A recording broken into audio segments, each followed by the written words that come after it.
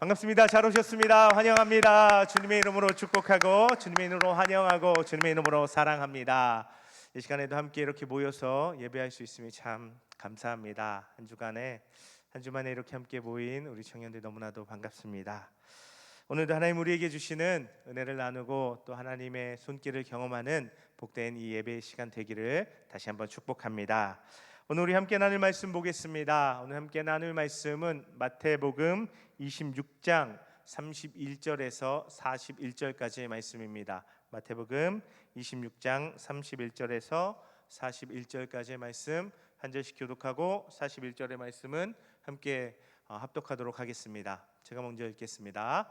그때 예수께서 제자들에게 이르시되 오늘 밤에 너희가 다 나를 버리리라. 기록된 바 내가 목자를 치리니 양의 떼가 흩어지리라 하였느니라.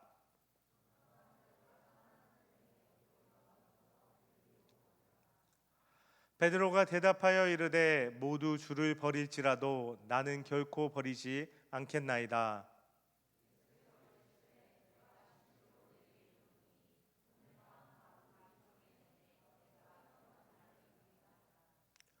베드로가 이르되 내가 주와 함께 죽을지언정 주를 부인하지 않겠나이다 하고 모든 제자도 그와 같이 말하니라.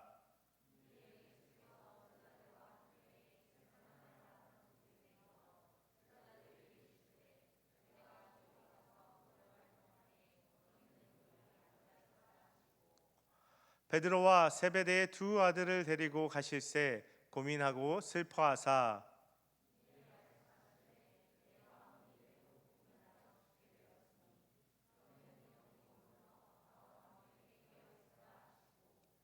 조금 나아가사 얼굴을 땅에 대시고 엎드려 기도하여 이르시되 내 아버지여 만일 할만하시거든 이 잔을 내게서 지나가게 하옵소서. 그러나 나의 원대로 마시옵고 아버지의 원대로 하옵소서 하시고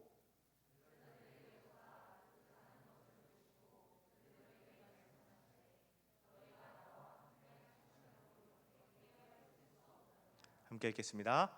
시험에 들지 않게 깨어 기도하라. 마음에는 원이로되 육신이 약하도다 하시고 아멘. 오늘 함께 읽은 이 말씀으로요 착시라는 제목으로 하나님 주신 은혜를 나누어 보도록 하겠습니다. 우리말에 백문이 불여일견이라는 말 알죠? 아시죠? 100번 듣는 것보다 한번 보는 게 낫다 이거죠. 영어에도 보면요 비슷한 표현이 있어요. Seeing is believing. 그래서 보는 것이 믿는 것이다 라는 말이 있는데요. 두 표현 다 우리말이든 영어든 보는 것을 강조하는 그런 말입니다. 뭔가를 알기 위해서 보는 것만큼 확실한 게 없고 보는 것은 믿을 수가 있다. 우리 눈으로 보는 건 믿을 수 있다 하는 말인 거죠. 디자인에 보면요 아나모픽이라는 좀 생소하죠. 그 이름은 생소해요. 아나모픽이라는 그런 기법이 이 디자인 방법 중에 있더라고요. 이런 건데요. 짧은 동영상 잠깐 보면 네. 이 다음 좀 뒤에 이러한 기하학적 착시와 과학을 접목한 새로운 디자인 기법을 아나모픽이라고 하는데요. 특정 위치에서 볼 때는 도형과 형상이 공간에 입체적으로 연출되지만 시선을 살짝만 틀면 이미지가 파괴되고 맙니다. 사물을 바라보는 각도에 따라 달리 보이는 착시 현상을 입체감으로 표현한 예술이죠. 네, 이런 거예요. 여기까지요. 네, 이런 게 아나모픽이에요. 아나모픽이란 말은 참 어렵지만 보면서 했죠, 그렇죠? 사진도 하나 보여주실까요? 사진 보면 아이고 이거 이렇게 디자인된 그런 어떤 공간이 있어요. 근데 사실 그래서 우리는 이걸 보면서 마치 이렇게 뭐 줄로 이렇게 딱 그어진 것처럼 생각하는데 그 다음 사진을 보여주시면 사실은 각 벽에 선을 긋고 이게 이렇게 한 번에 딱 보니까 입체적으로 이렇게 보이는 이런 형식을 아나모픽이라고 하는데요. 우리가 잘 아는 쉽게 많이 접했던 아나모픽 기법은 여러분 한 번쯤은 트리가트라는 거 보신 적 있죠? 요새는 뭐 제주도나 또 코로나가 있어서 올해는 뭐 해외에 나가신 분이 없겠지만 해외 가면 이제 트리가트 뮤지엄 같은 데 가보면 막 되게 이런 그림들 막 쭉 있는 그런데 한번 좀 가보시거나 보신 적이 있을 거예요. 이런 것들이 이제 아나모픽이라는 건데, 아까 짧은 그 동영상에서도 이미 그 나레이터가 얘기했지만, 이런 것들은 우리 눈에 착시를 이용한 그런 디자인 기법이라는 것입니다.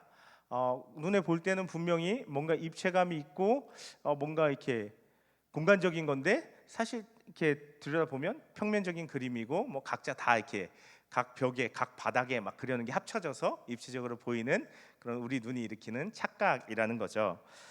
그래서요, 이런 아나모픽을 근데 우리가 보다 보면 참 재밌기도 하지만 이런 생각을 해볼 수 있을 거예요. 좀 전에 앞 서두에 말씀드린 거는 백문이 불여일견이고 seeing is believing이고 보는 것이 믿는 것이지만, 사실 우리 눈이 그다지 그렇게 완벽하지 않고 그다지 그렇게 정확하지 않을 수도 있다라는 것을 우리가 깨닫게 된다 하는 것입니다. 그래서 이런 아나모픽, 이런 착시를 통해서 우리가 그런 생각을 해볼 수 있는데요, 사실 우리가 보는, 우리 눈으로 보는 무언가 외에 또 우리가 우리의 삶을 살아가다가, 또 우리가 우리의 신앙생활을 하다가 우리가 삶 속에서 신앙생활에서 마주하게 되는 그런 착시도 있더라 하는 것입니다. 그래서 오늘은요, 우리 오늘 본문에서 그러한 착시, 우리 삶 가운데 신앙 가운데 만나게 되는 착시에 대한 이야기를 살펴보면서, 발견해 보면서 그것을 통해서 하나님께서 우리에게 주시는 은혜와 도전을 나누어 보려고 합니다. 지난주부터 우리는 계속해서 제가 이름 붙이기는 예수님의 위대한 3일에 대한 이야기를, 말씀들을 계속해서 나누어 가고 있습니다. 표를 하나 보여주시겠어요? 우리가 참 반복해서 이 말씀을, 이게 잘 보이나요? 좀 잘 안 보일까요? 반복해서 이 말씀들을 성탄절이나 아니면 뭐 부활절이나 뭐 이런 사순절이나 이런 때 자주 나누는데, 사실 예수님께서 뭐 언제 십자가에 못 박히시고 뭐 언제 부활하시고 어떤 사건이 있었고 이런 거는 디테일하게 구체적으로 잘 모르고 그냥 그런가 보다, 뭐 3일 사이에 죽으시기도 하고 뭐 십자가에 못 박히기도 하고 부활하시기도 하시고 이러셨나 보다라고 생각할 수 있는데, 이게 어느 정도 보이는지는 모르겠어요. 근데 이런 순서, 이런 사건들이 예수님의 마지막 3일 가운데 십자가와 관련돼서 벌어진 그 3일 가운데 일어난 사건들이라는 것입니다. 그래서 지난주에는 우리가 유월절 식사에 대해서 살펴보았고, 오늘은 그 두 번째로 나와 있는 겟세마네에서 일어난 한 사건에 대한 이야기를 더 자세히 들여다보려고 합니다. 혹시 관심 있으신 분들은 저에게 요청하시면 제가 잘 보이는 사진으로 개인톡으로 보내드리도록 하겠습니다. 어쨌든요, 우리는 이 예수님의 마지막 그 십자가와 관련된 마지막 3일에 대해서 살펴보는 가운데, 오늘은 겟세마네에서 일어난 한 사건을 살펴보려고 합니다. 지난주 예수님께서요, 제자들과 함께 식사를 하셨어요. 그리고 그 식사를 마치시고 예수님께서 이제 제자들을 데리고 감람산으로 출발하셨습니다. 그 감람산으로 가시다가 예수님께서 제자들에게 한 말씀을 하시는데, 이것이 아주 폭발적인 반응을 일으킵니다. 31절 말씀이 그건데요, 31절 다시 한번 보면요, 그때 예수께서 제자들에게 이르시되 오늘 밤에 너희가 다 나를 버리리라. 기록된 바 내가 목자를 치리니 양의 떼가 흩어지리라 하였느니라 하는 말씀입니다. 앞부분의 말씀에 보면 예수님께서 뭐라고 하세요? 제자들에게 31절 말씀 계속 띄워주시죠. 제자들에게 뭐라고 말씀하세요? 오늘 밤 너희가 다 나를 버릴 거야 라고 말씀하신 것입니다. 그리고 그것에 대해서 이미 구약 성경에 예언된 게 이루어지는 거야, 성취되는 거야 라고 예수님께서 말씀하신 것이죠. 그런 예수님의 말씀에 대해서 한 사람이 벌떡 또 나서면서 대답을 합니다. 누굴까요? 언제나 이런 상황에는 빠짐없이 등장하는 그 사람, 베드로였습니다. 33절의 말씀을 보면요, 베드로가 대답하여 이르되 우리 모두 주를 버릴지라도 나는 결코 버리지 않겠나이다 라고 이야기합니다. 언제나 그렇듯 베드로가 또 나섭니다. 다 주를 버려도 저는 결코 절대로 예수님 버리지, 주님 버리지 않겠습니다 라고 대답을 하는 거예요. 굉장히 자신 있게 또 큰 소리를 치고 있습니다. 그런데요, 사실 이 말을 듣고 있는 옆에 있었던 다른 제자들은 어떤 생각이 들었을까요? 되게 어이없는 말이었을 거예요. 그렇죠? 다 예수님을 버려도, 이 얘기는 얘네들 다 버려도 예수님 저는 안 버려요. 옆에 있는 애들 아무 말 안 하고 가만히 있었는데 괜히 왜? 싶은 거예요. 기분 나쁠 수 있는 어이없는 말일 수 있는 거죠. 자기를 드러내는 거였습니다. 예수님, 여기 있는 다른 어떤 애들보다 제가 예수님 사랑해요. 저희 예수님 절대 안 버려요라고 이야기를 하는 것이었죠. 그러한 베드로에 대해서 예수님께서 야, 베드로 네가 그렇게 말해주니까 내가 진짜 힘이 된다. 너밖에 없구나. 고맙다 베드로야라고 하셨을까요? 34절 말씀 보겠습니다. 예수께서 이르시되 내가 진실로 내게 이르노니 오늘 밤 다 굴기 전에 내가 3번 나를 부인하리라. 예수님께서 베드로에게 네가 오늘 다 굴기 전에, 내일 새벽에 다 굴기 전에 3번 나를 부인할 거야 라고 얘기하시는데, 여기 보면요 뭐라고 얘기하세요? 진실로. 헬라어로 보면 아멘이라는 표현이에요. 너 진짜 내가 뭐 우리식으로 하면 맹세하는데 너 다 굴기 전에 3번 네가 나를 부인할 거야 라고 예수님께서 아주 구체적인 말씀으로 확실하게 베드로의 배신을 못 박으셨습니다. 그럼 그냥 우리는요, 만약에 우리가 이런 상황에 있어요. 그리고 예수님께서, 나는 처음에 자신이 있었지만 예수님께서 너 오늘 밤 다 굴기 전에 3번이나 네가 나를 부인할 거야, 부인할지도 몰라 정도로 이야기하셨다고 해도 우리 같으면 보통 정상적인 반응은 예수님 제가 안 그랬으면 좋겠어요. 제발 제가 그런 사람 안 됐으면 좋겠어요. 예수님 제발 저 좀 도와주세요. 제가 그런 사람 되지 않게 해주세요. 이렇게 예수님한테 도움을 요청해야 되는데 베드로가요 한 발 더 나아갑니다. 35절이죠. 베드로가 이르되 내가 주와 함께 죽을지언정 주를 부인하지 않겠나이다 라고 얘기하는 거예요. 주님 제가 죽어도 주님 안 버려요. 안 떠나요. 주님 부인 안 해요 라고 지금 얘기를 하는 거예요. 근데 앞에서 이미 제자들은요, 베드로가 이야기하는 거 들었잖아요. 얘네들이 다 버려도 저는 안 버립니다. 근데 여기서 주님 제가 죽어도 주님을 안 떠납니다 라고 이야기를 하면 제자들의 경쟁심을 이렇게 살살살살 긁잖아요. 그러니까 34절, 35절 말씀 끝부분에 뭐라고 돼 있어요? 모든 제자도 그와 같이 말하니라. 주님 저도요, 저도 죽어도 주님 안 버려요, 안 떠나요. 제자들이 막 서로 난리를 쳤겠죠. 그런 상황 가운데 36절의 말씀에 보면 이에 예수께서 제자들과 함께 겟세마네라 하는 곳에 이르러 제자들에게 이르시되 내가 저기 가서 기도할 동안에 너희는 여기 앉아 있으라 하시고 라는 말씀에서 예수님께서요 겟세마네에 이제 도착을 하십니다.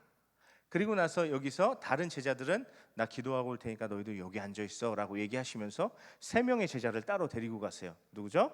베드로, 세베대의 아들들이라고 되어 있는데 누구죠? 야고보, 요한.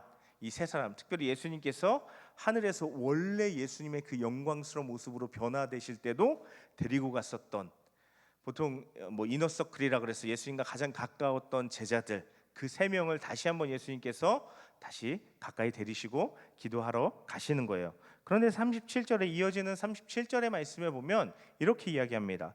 베드로와 세베대의 2 아들을 데리고 가실새 고민하고 슬퍼하사라고 돼 있어요. 예수님께서 이 3사람, 3 제자를 데리고 기도하려고 조금 더 나머지 제자들 떼어놓고 나가시는데 예수님의 모습이 고민하고 슬퍼하셨다라고 되어 있어요. 그러니까 우리는 그냥 예수님 무슨 고민을 하실까? 십자가 질까 말까 뭐 이런 고민하셨을까?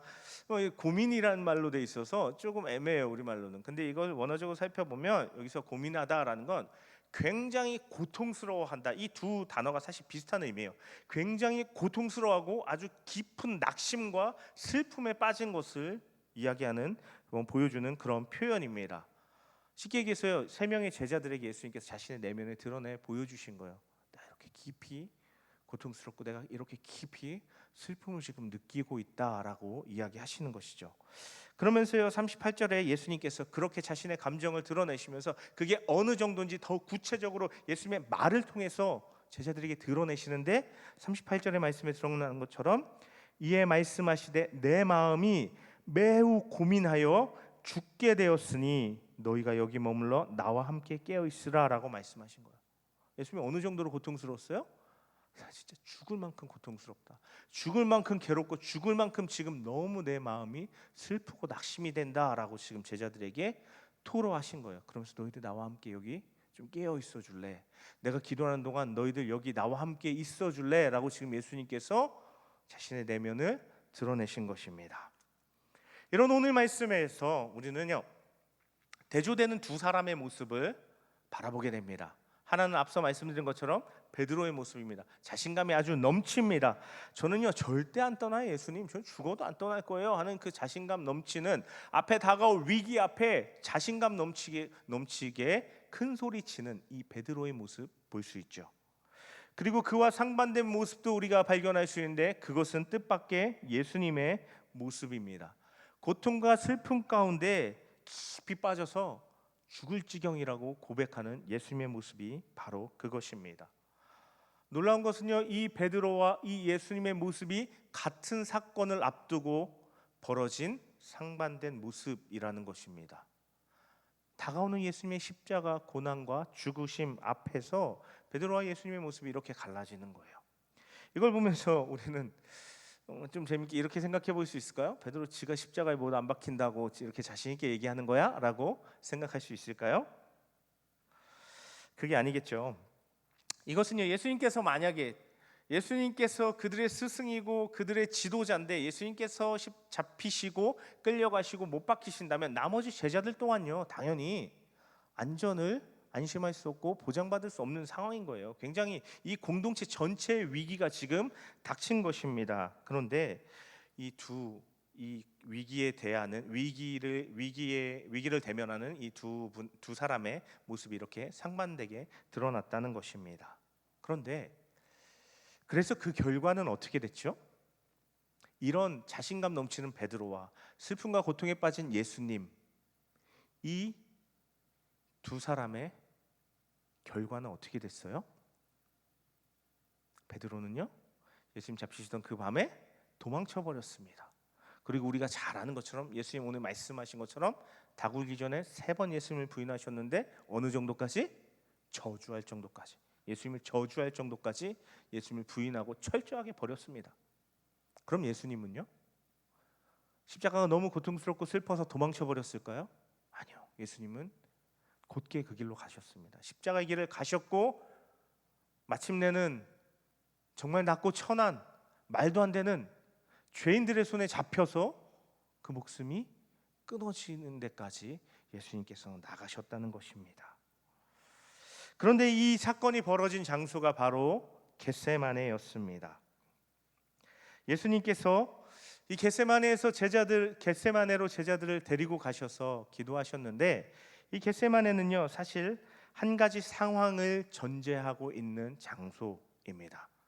누가복음 22장 39절에 보면요 이렇게 기록되어 있습니다. 예수께서 나가사 습관을 따라 감람산에 가심에 제자들도 따라갔다라고 되어 있어요. 습관을 따라갔다는 얘기는 예수님께서 감람산에 어쩌다가 한번 웬일이시지? 예수님이 웬일로 감람산에 가셨지? 이런 반응일까요? 아니죠. 예수님께서 자주 감람산에 가셨다는 거예요. 그리고 또 다른 요한복음 18장 2절은요 그것을 더 구체적으로 보여주는데요, 이렇게 이야기하고 있습니다. 그곳은 가끔 예수께서 제자들과 모이시는 곳이므로, 예수님께서 가끔, 우리말로 가끔이라고 되어 있는데 사실 원어로 보면 수가 많다라는 거예요. 그러니까 앞에서 누가가 얘기한 것처럼 자주의 의미인 거예요. 예수님께서 자주 제자들과 모이시던 그곳으로, 그 겟세마네로 나갔는데 요한복음 18장 2절은 한 가지 정보를 더 주고 있어요. 무슨 얘기를 하고 있어요? 예수를 파는 유다도 그곳을 알더라라는 표현이었어요. 제자들이 자주 가는 곳, 예수님께서 제자들을 데리고 자주 가는 곳이었기 때문에 유다도 잘 아는 곳이었어요. 그래서 예수님을 파는 유다가 그 식사하는 장소에서 나가버렸잖아요. 그렇지만 유다는 짐작할 수 있었어요. 여기서 밥 다 먹으면 겟세마네로 가겠지라는 것을 유다도 알았다는 거예요. 이 얘기는 뒤집어서 얘기하면요, 예수님은 유다가 자기를 잡으러 올 수 있는 그 자리에 직접 가 계신 거예요.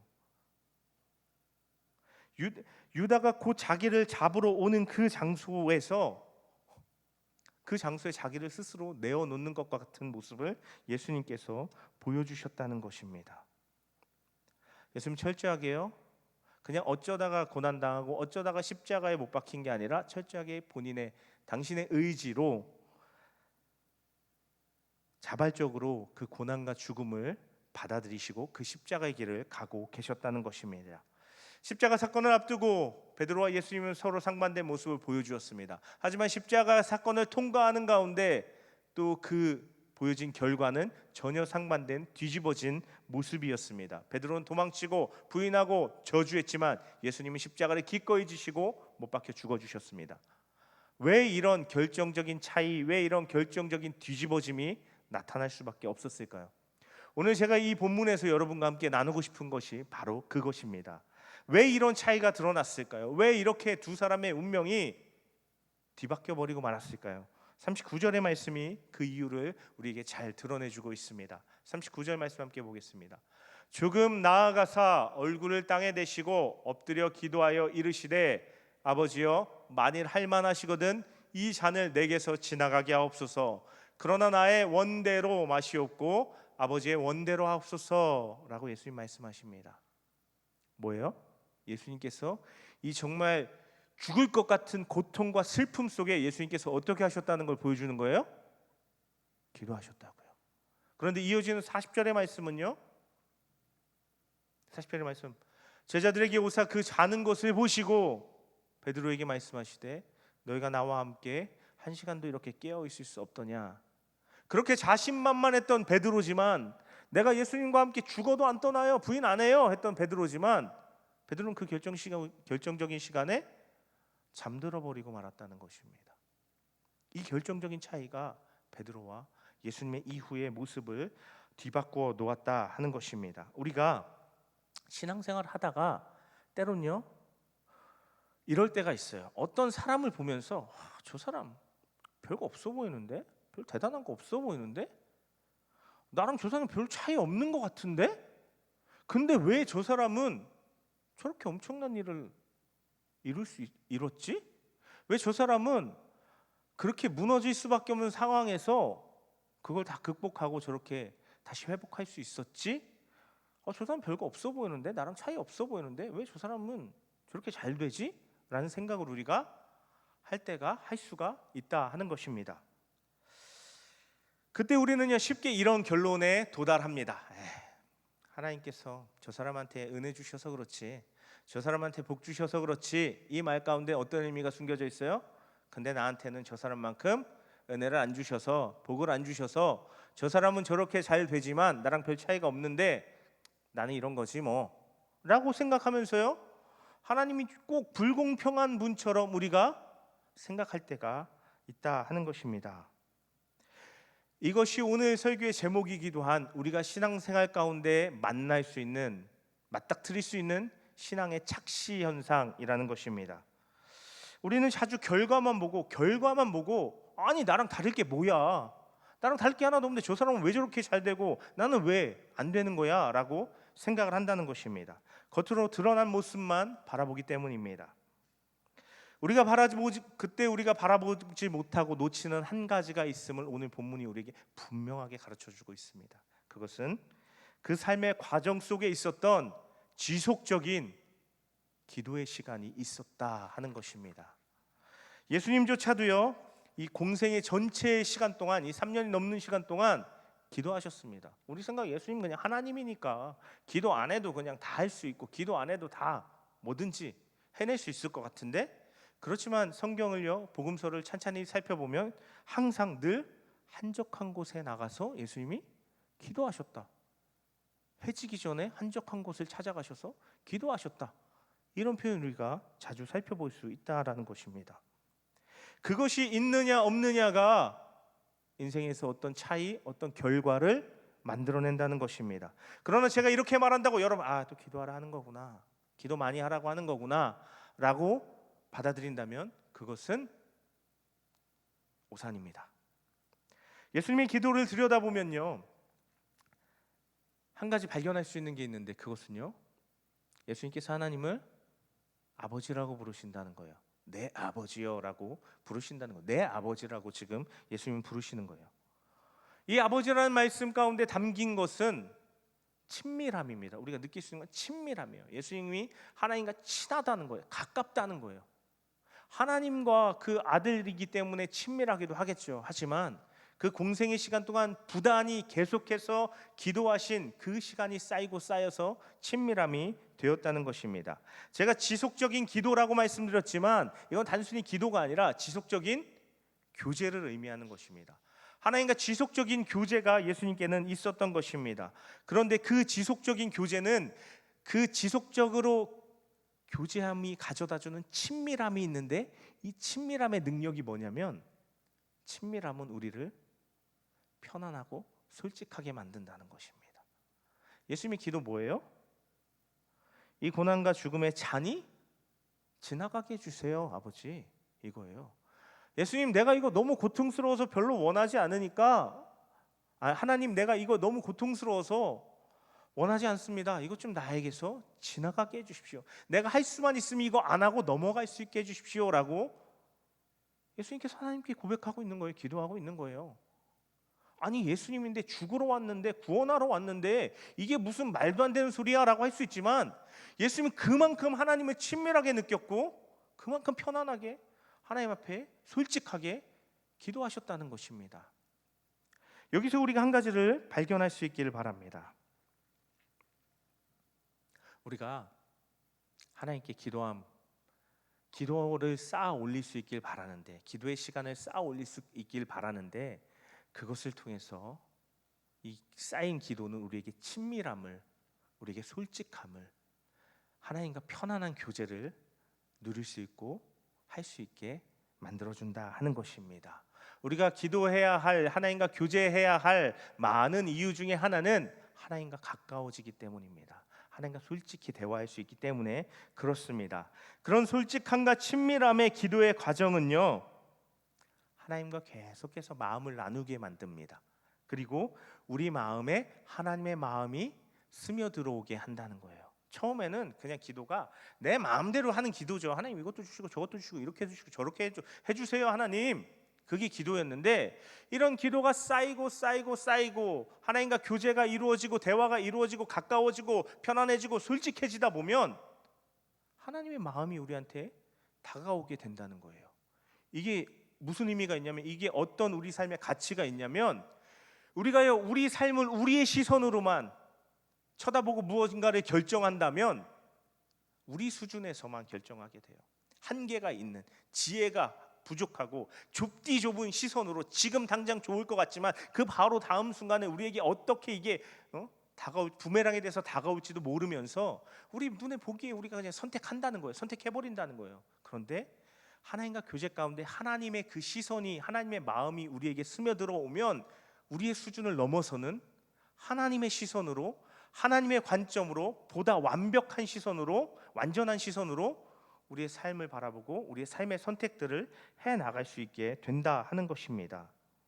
그것을 위해서 예수님께서 감람산에서, 특별히 겟세마네에서 기도하셨는데요, 이 겟세마네라는 말이, 이 겟세마네라는 장소가 이 상황 가운데도 의미가 있었지만, 이 겟세마네라는 말 자체가 가진 의미가 또 있습니다.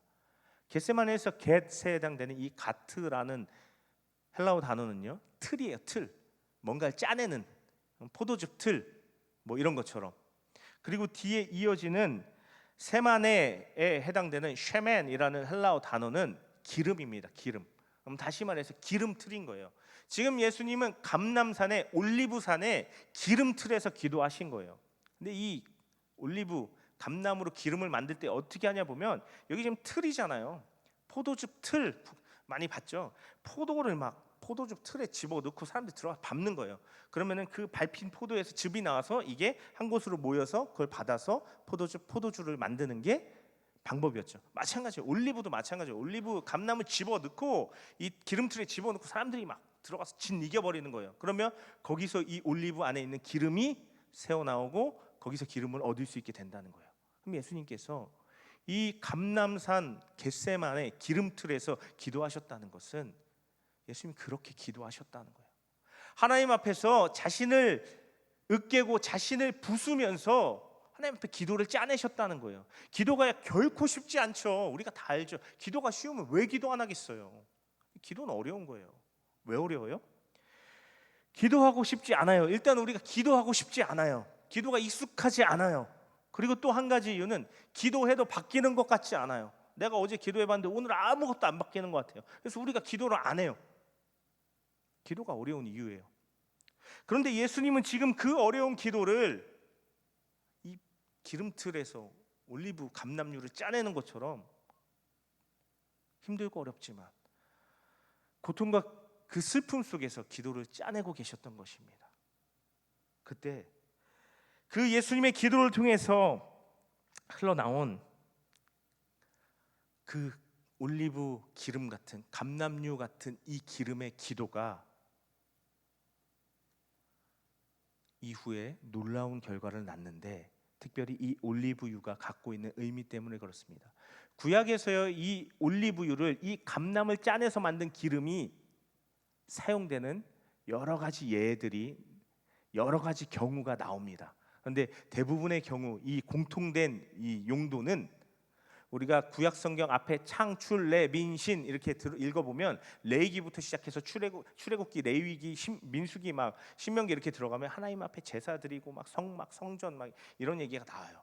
근데 이 감람류가 언제 사용되냐면 이 성막 안에, 이 성전 안에, 이 성전을 밝히는 등대가 있는데, 등불이 있는데, 그 등불을 밝히는 기름이 바로 이 감람류 올리브 기름이었다는 것입니다.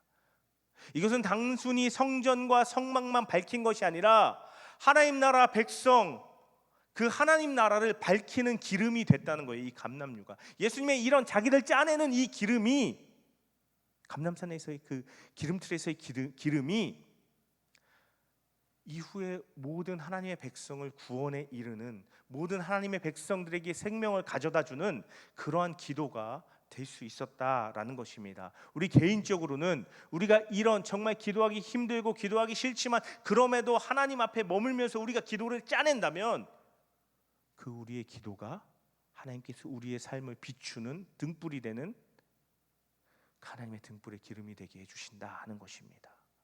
기도를 통해서 하나님께서 역사하시고, 기도를 통해서 하나님께서 하나님의 뜻을 알게 해주시기 때문입니다. 우리가 이 기도를 통해서 하나님을 만나고 경험할 수 있어야 할 줄로 믿습니다. 그리고 기도를 통해서, 기도는요, 우리가 기도에 대해서 많이 이야기할 때 이렇게 이야기합니다. 기도를 쌓으면 그게 언제인 줄은 모르겠지만 언젠가 쌓인 그 기도에 하나님께서 역사하시더라, 응답하시더라 하는 이야기를 참 많이 듣고 참 많이 합니다. 그런데 이게 우리가 기도 많이 했으니까 하나님 응답하셔야죠, 우리가 기도 많이 했으니까 하나님 역사해 주셔야죠, 우리의 자격과 공로가 되기 때문이 아닙니다. 다만 우리의 기도를 외면치 않으시고 우리의 기도에 응답하신 하나님의 선하심 때문에 하나님께서 우리의 쌓인 기도에 응답해 주시고 역사해 주신다는 것입니다. 오늘 베드로와 예수님은, 그 시작은 베드로가 오히려 자신감 넘치는 것 같았지만 그 끝은 십자가를 통과하고 났을 때 예수님은 이 십자가를 통과하고 만유의 왕이요 구세주가 되셨지만 베드로는 부끄러운 배신자가 될 수밖에 없었습니다. 그 차이는 기도였습니다. 하나님 앞에 내가 얼마나 머무르느냐, 내가 얼마나 지속적으로 하나님과 교제했느냐, 그 차이가 이런 인생의 결과를 뒤바꿔 놓는 결과를 만들어냈다 하는 것입니다. 우리가 하나님 앞에 머무르며 하나님과 교제할 수 있게 되기를 바랍니다. 그리고 그 기도 가운데 여러분, 그냥 언제까지나 내 기도가 하나님 앞에 이것 주세요, 저것 주세요, 오늘은 이것 주시고 내일은 이것 주세요, 오늘은 이렇게 주시고 내일은 저렇게 해주세요에 머무는 게 아니라, 오늘 예수님과 같이 기도를 시작할 때와 기도를 마치고 일어날 때 그 기도가 바뀌어 있는 것을 경험해 보실 수 있기를 축복합니다. 내가 내 수준에서 기도가 계속 진행돼서 내 수준에만 머무르는 것이 아니라 하나님의 수준으로, 하나님의 관점으로 내 삶이 바라보아지고 변화되어지는 그러한 기도의 역사를, 기도의 진정한 능력의 역사를 여러분이 경험할 수 있게 되기를 간절히 바라고 축복합니다. 예수님의 기도가 시작 부분에는 하나님 이거 지나갈 수만 있으면 지나가게 해주십시오. 그러나 기도를 마친 다음에는 내 뜻대로 하지 마시고 하나님 뜻대로 해주십시오라고 맞춰졌을 때 예수님이 십자가를 지심으로 말미암아서 우리 모두가, 모든 사람의 구원의 길이 열렸고 예수님 당신 스스로도 십자가로 말미암아서 온 세상이 왕이 되실 수 있었던 것처럼 기도 가운데 하나님의 마음을 통해서 기도가 바뀌시게 되기를 바랍니다. 기도가 바뀐다는 게 하나님이 자기 마음대로 하시려고가 아니라는 거예요. 우리의 수준을 넘어서는 하나님의 완전한 관점으로 우리 삶의 가장 좋은 것으로, 하나님의 그 사랑으로 인도하시는 그 인도하심의 선하신 손길이라는 것입니다. 그래서 기도를 통해서 하나님과 친밀해지고 하나님과 가까워지고 편하게 나의 마음을 쏟아놓고 그 가운데 내가 하나님의 마음, 하나님의 관점을 소유하고 그러한 하나님의 역사를 경험하는, 내가 원하는 것, 요 수준이 아니라 하나님이 바라보시기에 좋은, 가장 좋은 것들을 경험하며 누리시는 저와 여러분 되시기를 간절히 바라고 축복합니다. 아멘. 우리 이것을 위해서요 같이 함께 잠시 기도했으면 좋겠습니다.